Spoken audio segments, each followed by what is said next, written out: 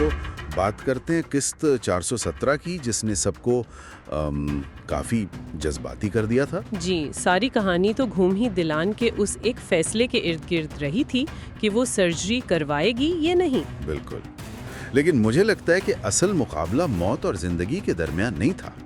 ये तो मोहब्बत के दो मुख्तलिफ नज़रियात की टक्कर थी। आपने बहुत अहम नुक्ता उठाया है। एक तरफ बारान की वो मोहब्बत है जो हिफाजत करना चाहती है, जो कहती है कि तुम मेरे लिए सब कुछ हो। जी, मुझे तुम्हारे बगैर कुछ नहीं चाहिए।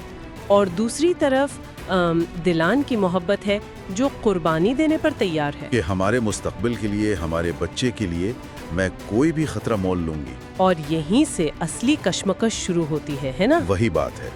और देखें, बारान का खौफ बहुत हकीकी है। जब वो दिलान से इल्तिजा करता है, वो कहता है कि मैं तुम्हारी जान के बदले में बाप नहीं बनना चाहता।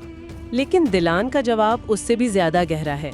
वो उसे सिर्फ ममता का वास्ता नहीं देती, नहीं, बिल्कुल नहीं। वो उसे याद दिलाती है कि तुमने भी तो खानदान के लिए अपनी जान दांव पर लगाई थी। अच्छा, तो ये एक तरह से बराबरी का दावा भी था। बिल्कुल, वो कह रही है कि कुर्बानी देने का हक सिर्फ मर्द का नहीं है।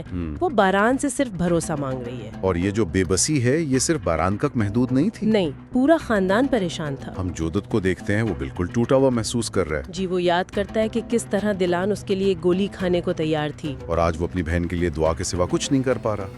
ये बहुत तकलीफ दे था। और जबकि पूरा खानदान इस एक गम में मुत्तहिद है।